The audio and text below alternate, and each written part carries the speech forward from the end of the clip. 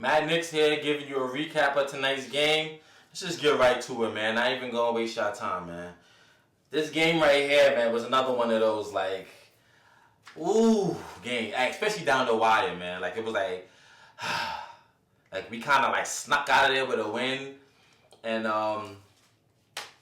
we really shouldn't have. This is a team that we probably should handle. We could handle. We're better than them, but few unforeseen things made it to where made it into more of a tighter game than it was supposed to. So let's just get right into it. First quarter was a sloppy start to the quarter, very sloppy. Mikal Bridges was indecisive again. Not not a ridiculous amount, but paper cuts add up to a big gash, man. And we need everybody to be pretty much on top of it. You know what I mean? So Mikal Bridges was very indecisive. We started the rookies today. Well, we started a rookie today. We played the rookies today. Diawara started. I saw that too. I like that lineup. That's why I like our team, man. Diawara in the lineup make us longer, pause, and way more athletic. So it's outside of Brunson, and Cat's defense has been pretty good, but I ain't gonna lie, today was a bad defensive day, pretty much for Cat. But we're lengthy. We can guard 1 through 5. Almost anybody. Josh, Mitch. Mitch can't guard 1 through 5, but Mitch defense, OG, Mikal, Diawara's defense is pretty good. So it's and then even at the end, our defensive lineup was Kolick in there. So I'm guessing Mike Brown trusts Kolick's defense, man. So hey. Everything is looking up as far as that's concerned. Our young players is really showing out. He went deep into the bench early, man. He played Kevin McCullough Jr. early. That was pretty much it. So Diawara, Kevin McCullough, Kolick. So, good for him, man. We needed him, man. We're missing Shamit, we're missing Deuce, and now we're missing Josh. You got to do something, man. And these guys got to be ready. They're pros. It's their second year. If y'all not ready now, then when? So, kudos to the coach for that. Second quarter, Tyler was making plays, man. When he comes in, he's making plays. He's making it really hard on the coaching staff. I don't know what they're going to do when Shamit and Deuce return. I don't know how that's going to work. Is it going to be Clarkson's minutes that's going to get decreased? Because Deuce has to play. And the way Shamit was playing before, how do you sit him down? He's making it very difficult. And he does something very different for us. Shamit and Deuce are alike in some ways. You know what I mean? The defense making the three. But Kolick is that passing ability. The shot hasn't come along a lot really well. But it's I guess. But the playmaking, and then he's hustling. And as I said, the defense, he's going to make it really hard on how they're going to do this lineup, man. The refs was bailing out the Hawks all day today, man. They was making some bogus calls. Jalen Brunson had 4 fouls. Cat only had 2. So Cat wasn't fouling, but Jalen was. It was just some ridiculous foul calls. It was ticky-tack when they wanted to, but then it was letting things fly, let players play aggressive at some point. They was all over the place, man. I don't know what was going on tonight. And the rookies were showing out, man. Second quarter, they were showing out. Kevin McCullough Jr. had some plays.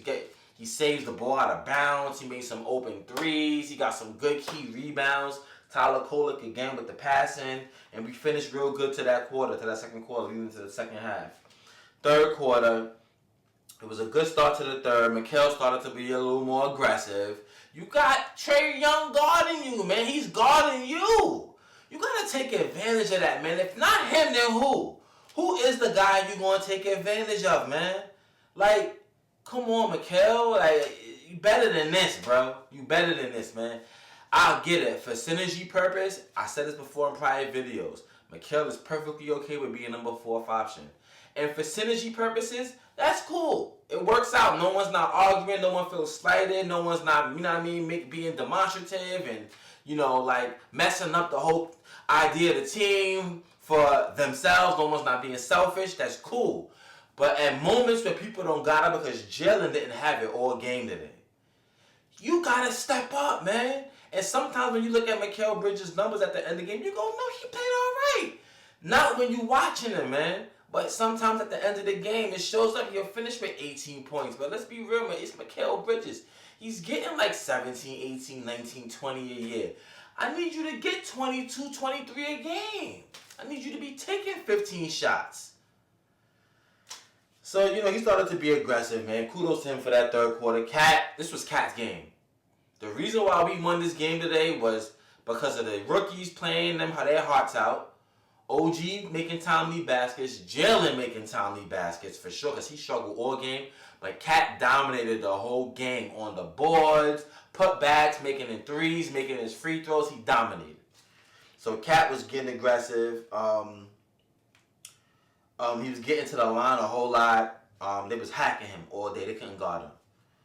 The center, I forget the name. He was making every three. The center, man, African guy. Oh my God, he's making every three. Cat can't guard him neither, so it kind of balanced itself out. But Cat was cooking too, and he was in foul trouble. The center from Atlanta, Jalen was off. Fourth quarter again, Jalen was off in the whole game, but that third quarter he was really off. Like Jalen gets into that spot, he does this. Alan Hahn says it.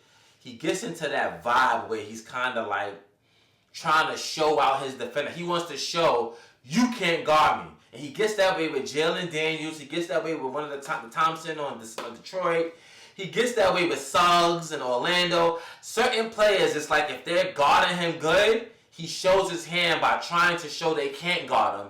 So if he makes a shot, he points at them, or if it's a tech or something, he go get out of here, or he gets real demonstrative and he shows his hand that way sometimes a little bit. Like that's his way of showing frustration. Like, and no doubt Jalen is still Jalen and he gonna do what he gotta do, especially at the end. He's missed the clutch, man.